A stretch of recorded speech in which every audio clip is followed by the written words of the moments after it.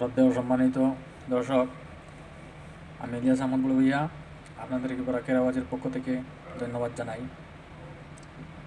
আজকে একটি গুরুত্বপূর্ণ খবর নিয়ে আসলাম আপনাদের কাছে। আপনারা জানেন আজকে প্রায় 6-7 মাস থেকে ইসরায়েল ফিলিস্তিন যুদ্ধ চলতেছে। সেই যুদ্ধে প্রায় 50,000-এর অধিক মানুষ, নিরীহ ফিলিস্তিনি শহীদ হয়েছেন এই ইসরায়েলি সন্ত্রাসবাদীদের হাতে। এই সন্ত্রাসবাদী নেতা ইসরায়েলের জল্লাদ ফিলিস্তিনিদের হত্যা করতেছে।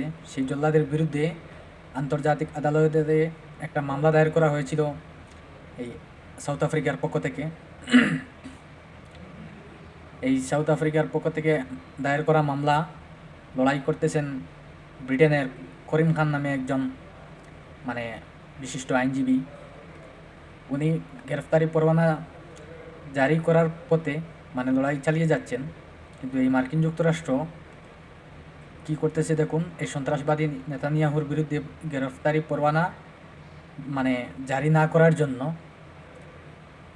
সে কি করতেছে, আন্তর্জাতিক আদালতের কর্মকর্তাদের উপর, অর্থাৎ বিচারপতি, আইনজীবী, এদের উপর নিষেধাজ্ঞা আরোপ করতেছে। আইসিসির বিরুদ্ধে সে, ইন্টারন্যাশনাল ক্রিমিনাল কোর্টের উপর সে নিষেধাজ্ঞা আরোপ করতেছে। মার্কিন যুক্তরাষ্ট্রে তারা কখনো যেতে পারবে না, তাদের ভিসা নিষেধাজ্ঞা দিচ্ছে। অতএব তাদের কোনো সয় সম্পত্তি, মার্কিন যুক্তরাষ্ট্রের ব্যবসা বাণিজ্য যা আছে তা ব্যান করার জন্য সে বিল পাস করেছে এই মার্কিন সংসদে, হোয়াইট হাউসে। সেই শয়তান আর সমর্থন করেছে এই যে রিপাবলিকান পার্টি, ডোনাল্ড ট্রাম্পের পার্টি। ওরা অনেক এরাই এটা সমর্থন করেছে। এক মুদ্রার দুই পিঠ। ওরা যেই আসুক, তারা ইসরায়েল নীতিতে অনড় থাকে, কোনো পরিবর্তন হয় না। তাহলে তারা যদি আন্তর্জাতিক আদালতকে না মানে, তাহলে যখন এই রাশিয়ার রাষ্ট্রপতির বিরুদ্ধে, ভ্লাদিমির পুতিনের বিরুদ্ধে যখন গ্রেফতারি পরোয়ানা জারি হলো, তখন তারা কীভাবে সমর্থন করলো, না ঠিক আছে, এটা তো ভালো কাজ করেছে, বাবা কেন দিল।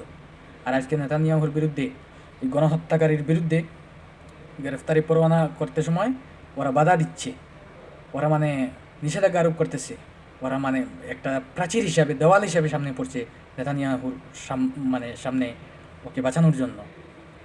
কোনো গুরুত্ব নেই, কোনো মূল্য নেই ফিলিস্তিনি মানুষের। কিসের আইন বিশ্বে, কিসের আইনের শাসন চলছে এখানে? তো সারা বিশ্বে সন্ত্রাসবাদের রাজত্ব চলছে, আমি বলবো। আজকে রাফাতে আমি বিকেলে শুনতে পেরেছি, এই যে কাতারের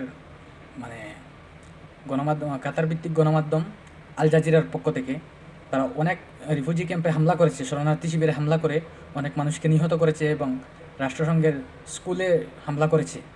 হামলা করে প্রায় 15 জন মানুষ নিহত হয়েছেন।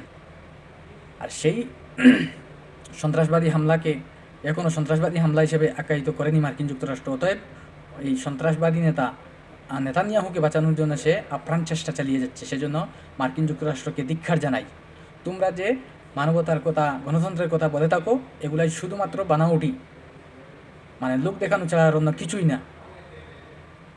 তাই বিশ্বের কাছে, বিশ্বের মানুষের কাছে আমার একটাই অনুরোধ, আপনারা মানবতার পক্ষে দাঁড়ান, এবং অ্যারাবিয়ান ঘুমন্ত নেতাদেরকে আমি বলছি, আপনারা জেগে উঠুন, না হলে পরবর্তী টার্গেট আপনারাই হবেন।